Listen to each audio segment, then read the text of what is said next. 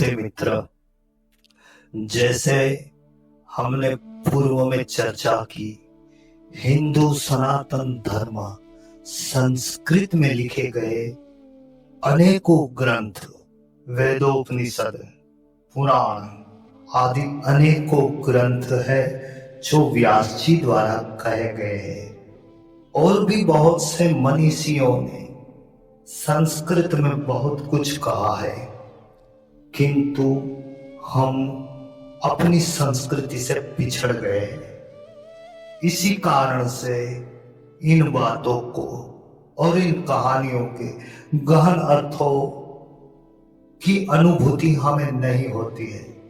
मैं मेरी बुद्धि अनुसार इन कहानियों को, इन बातों को डिकोड कर आपके साथ मेरे विचार साझा करना चाहता हूं।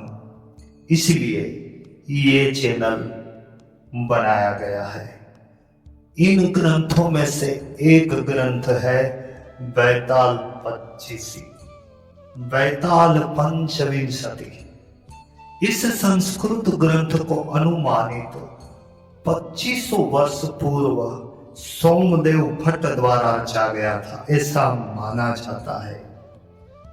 हम जो विक्रम संवत और दीपावली का उत्सव मनाते हैं, उसी साहसी राजा विक्रमादित्य के विषय में ये कहानियां हमारे जीवन में हमें बहुत उपयुक्त हो सकती है। हम इन कहानियों से कुछ पा सकते हैं जो पैसों से खरीदा नहीं जा सकता।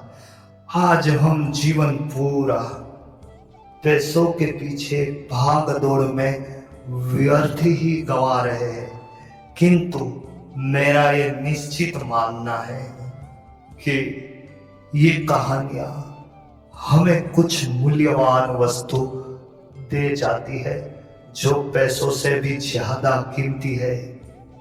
तो खैर, अब हम मूल विषय बैताल पंचविंशति पर आते हैं। बहुत पुरानी कहानी है। तारा नगरी में गंधर्व सेन नामक राजा का शासन था। उसकी 4 रानियां थी। उनके 6 पुत्र थे और सभी बहुत बुद्धिमान और ताकतवर थे।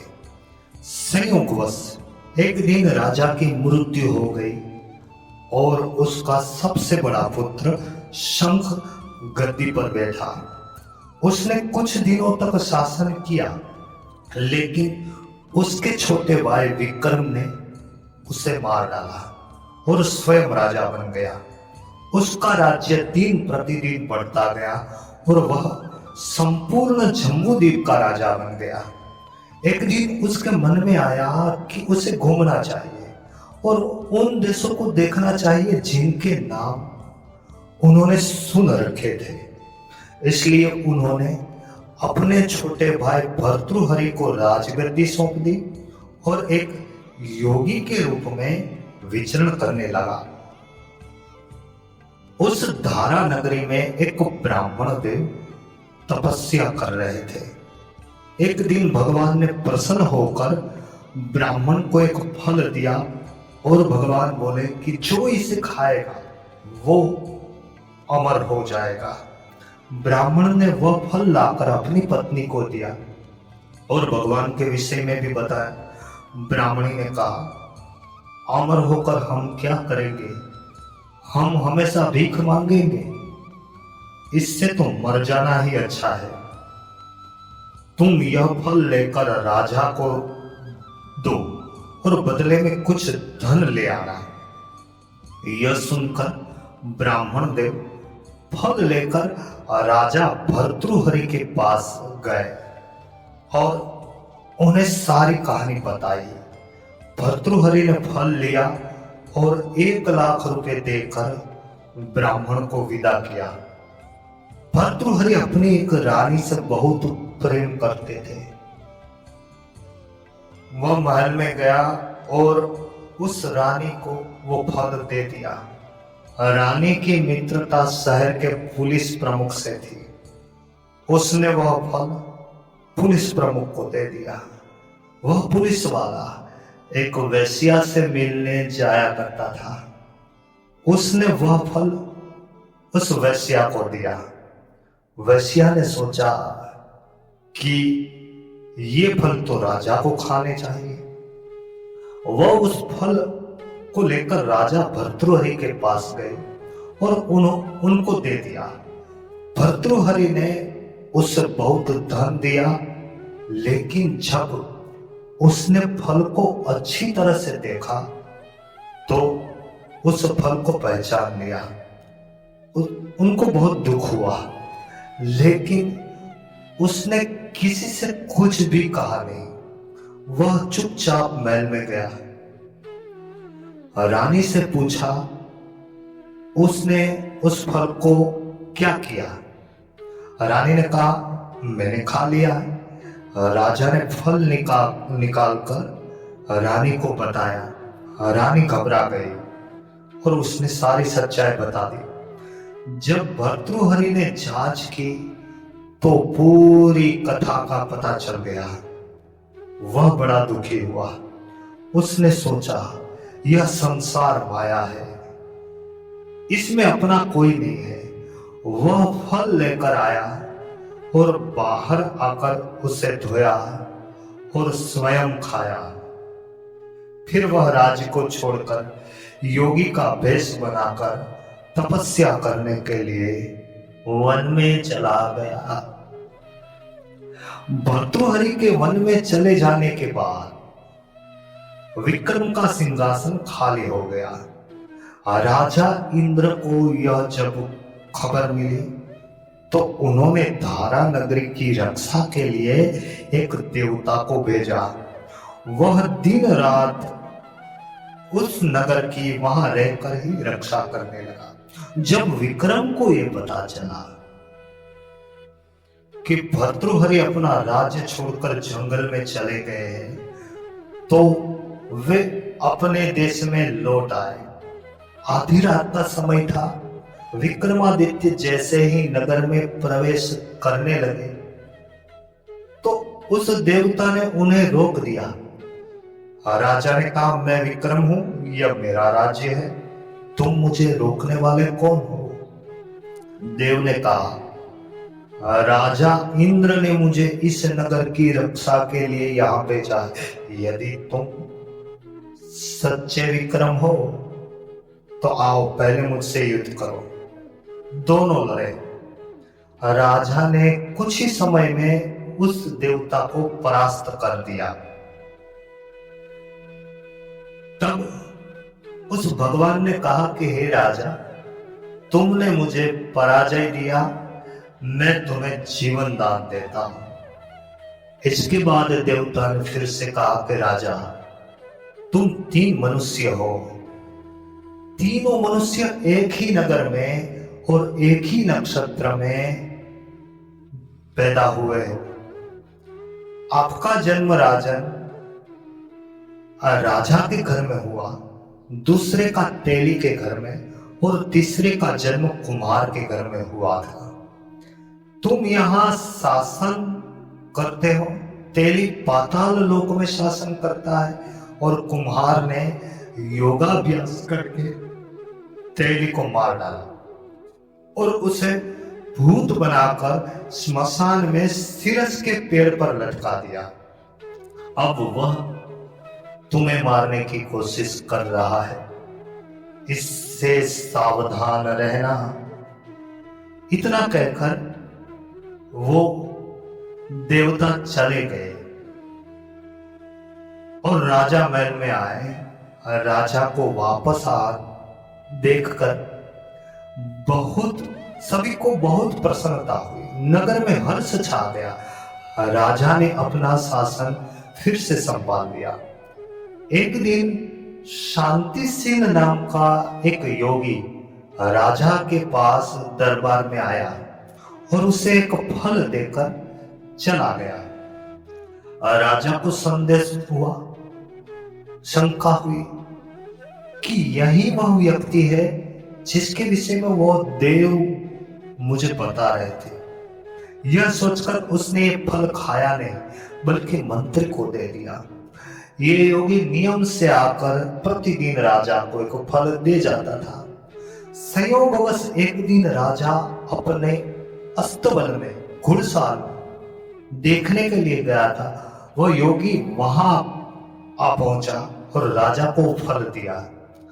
राजा ने उसे फेंक दिया और वह उसके हाथ से गिरा। उसी समय एक बंदर ने उसे उठाकर तोड़ दिया। उसमें से एक हीरा निकला। हीरे की चमक से सभी की आंखें चूंधिया गई। राजा को बड़ा आश्चर्य हुआ। उसने योगी से पूछा कि आप मुझे प्रतिदिन यह हीरा क्यों देते? योगी ने उत्तर दिया, महाराज, राजा, गुरु, ज्योतिष, चिकित्सक और पुत्री के घर कभी खाली हाथ नहीं जाना चाहिए। राजा ने मंत्री को बुलाया और सारे फल मंगवाए। उन्हें तोड़ने पर सभी फल में से एक हीरा निकला। इतने सारे हीरे देखकर राजा बहुत ही प्रसन्न हुए। उसने जौहरी को बुलाया और कीमत पूछी। जवेरी ने कहा, महाराज, ये हीरे इतने कीमती है कि इनका मूल्य करोड़ों रुपए में भी आंका नहीं जा सकता। प्रत्येक हीरा एक राज्य के बराबर है। यह सुनकर राजा ने योगी का हाथ पकड़कर उसको सिंहासन पर बिठाया और उन्होंने कहा, योगीराज, जो बुरी बातें आपने सुनी है वह दूसरों को नहीं बतानी चाहिए। फिर राजा उसे अकेले में ले गए।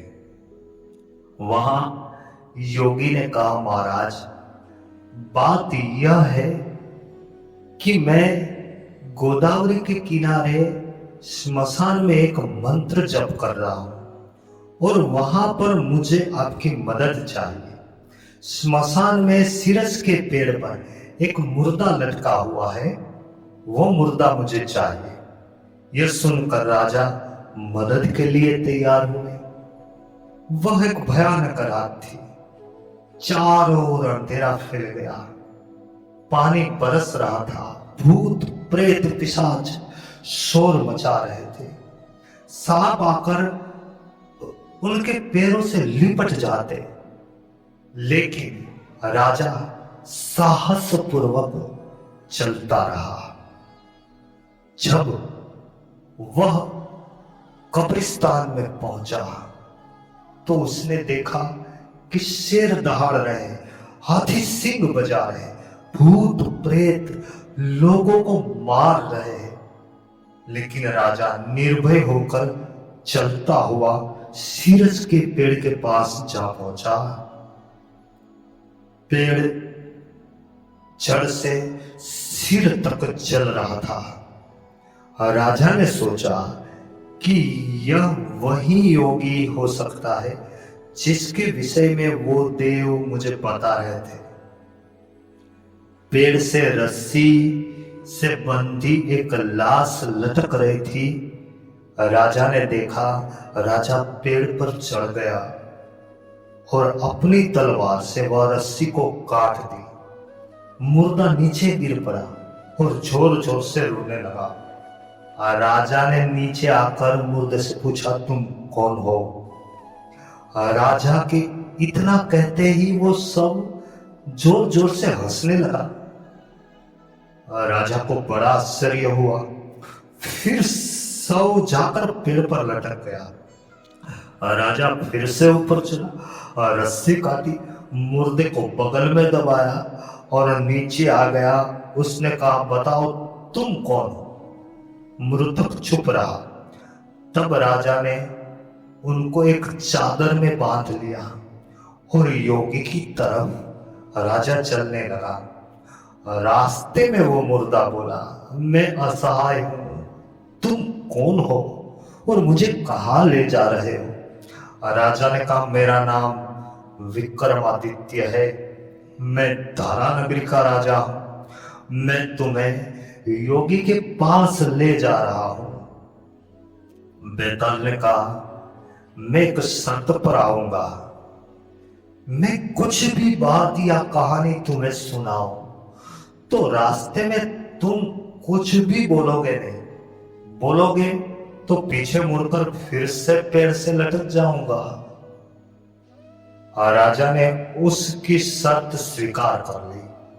फिर बेताल ने कहा, काव्य शास्त्र विनोदेन कालो गच्छति धीमता व्यसनेन तो मूर्खाणाम निद्रया कलहेन वा। चतुर और बुद्धिमान पंडित अपने दिन अच्छी अच्छी बातों में बिताते हैं, जबकि मूर्ख अपने दिन झगड़ों और क्लेश नींद में बिताते हैं। बेहतर होता कि हमारी यात्रा अच्छी बातों पर चर्चा करने में व्यतीत हो। इसलिए मैं तुम्हें एक कहानी सुनाता हूं, सुनना। ये बेताल पच्चीसी की पहली कहानी है, पहली वार्ता है। इस कहानी में 2-4 बात सोमदेव भट्ट हमें कहना चाहते हैं।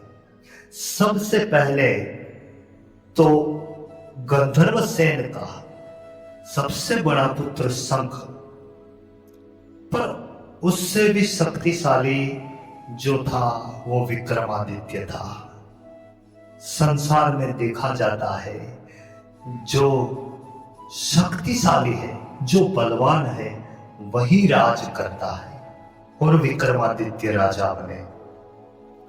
दूसरी बात, धारा नगरी में जो ब्राह्मण तपस्या कर रहे थे। एक और बात मैं बताना चाहूंगा कि राजा विक्रमादित्य ने बहुत शासन किया, फिर उसको लगा कि मुझे घूमना चाहिए, तो वो सब कुछ छोड़कर अपने भाई को देकर, राजगद्दी भी भाई को देकर एक योगी का वेश बनाकर निकल गए। आज नहीं तो कल ये सब हमें छोड़ना ही है। तो पूरी दुनिया, पूरे विश्व को जानने की इच्छा भी होनी चाहिए, और इसके लिए तो सन्यासी बनना पड़ेगा। और राजा विक्रमादित्य सन्यासी बनकर सब कुछ छोड़ छाड़ कर चले गए, अपने भाई को गद्दी सौंप दी। फिर ब्राह्मण देव जो तपस्या कर रहे थे, भगवान को प्रसन्न हुए और एक फल दिया, जो फल खाकर अमर। ब्राह्मण के पास क्या होता है? ब्राह्मण को फल में क्या मिलता है? भगवान से ब्राह्मण को फल में मिलता है ज्ञान। वो ज्ञान रूपी फल था, जिस फल को खाकर हम अमर हो सकते हैं। पर ब्राह्मण की पत्नी जो बुद्धि होती है ना, वही पत्नी होती है। ब्राह्मण की पत्नी, उसने ब्राह्मण को बताया कि ये फल खाकर तू करेगा क्या भाई? ये फल खाकर तू अमर हो जाएगा तो पूरी जिंदगी भीख मांगेगा, तो ये ज्ञान रूपी फल है, वो राजा को दे। राजा ने उस ज्ञान रूपी फल को देखा, बहुत अच्छा लगा। राजा को लगा, राजा अपनी पत्नी को बहुत चाहता था, तो राजा ने उस फल को अपनी पत्नी को ही देना उचित समझा। फिर पूरा मायाजाल पत्नी रानी ने कोतवाल को दिया, पुलिस वाले ने वैश्या को दिया। तो ये पूरी मायाजाल राजा भर्तृहरि की समझ में जब आई, तो भर्तृहरि ने वह फल खुद ही खा लिया और राजपाट को छोड़कर चले गए वन में। सन्यासी होकर भर्तृहरि चले गए। तो उस नगरी की धारा, नगरी की ये जो जीवन की धारा चलती ही रहती है, इस नगरी की रक्षा करने के लिए इंद्र ने देव को भेजा था। कोई नहीं तो कौन? देव ही हमारी रक्षा करते हैं। तब राजा विक्रमादित्य फिर से आए और देवता से युद्ध किया और देवता से वरदान भी पाया। देवता से वो बात जानने को मिली कि एक योगी, एक पाखंडी योगी विक्रमादित्य को मारने के लिए स्मशान में अनुष्ठान कर रहा है। फिर वो पाखंडी शांतिशील योगी राजा को प्रतिदिन एक फल दे जाता। राजा ने उनको पहली ही बार में पहचान लिया। राजा को पहले ही शंका हो गई कि हो ना हो ये वही योगी है, तो उस फल को वह खाता नहीं था और मंत्री को दे देता था। फिर जब उसमें से हीरा निकला तो राजा को पूरी बात ऐसे ही है, जो हमें मारने आता, जो ये प्रलोभन, हीरा क्या है? प्रलोभन है। संसार में से हमको बहुत लालच, प्रलोभन मिलता है। हम फंसे तो मरे। राजा फंसा नहीं, उस योगी की बातों में भी करोड़ों रुपए की कीमत थी उन हीरो की।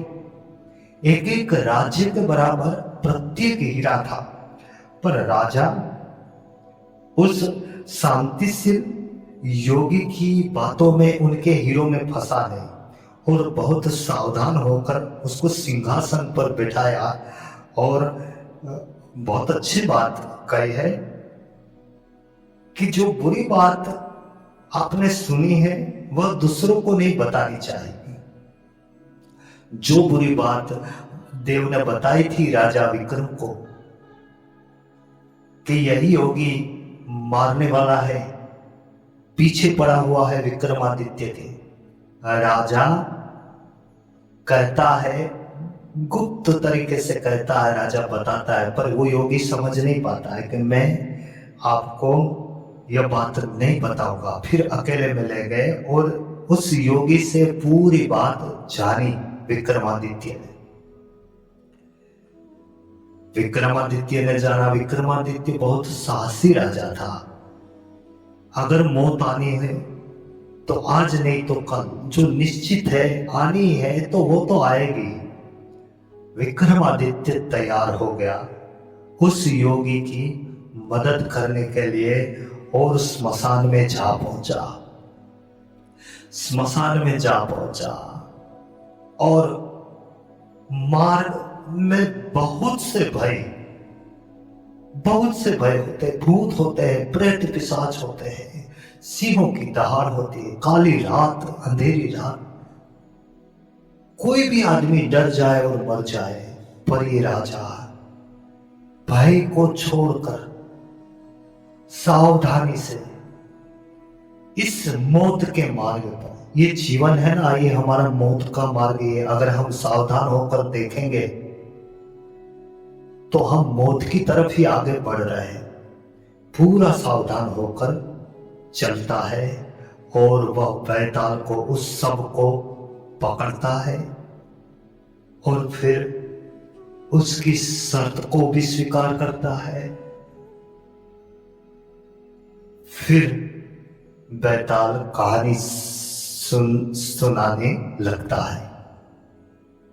तो यही कथा पूरी बैताल 25 की पहली कथा में है।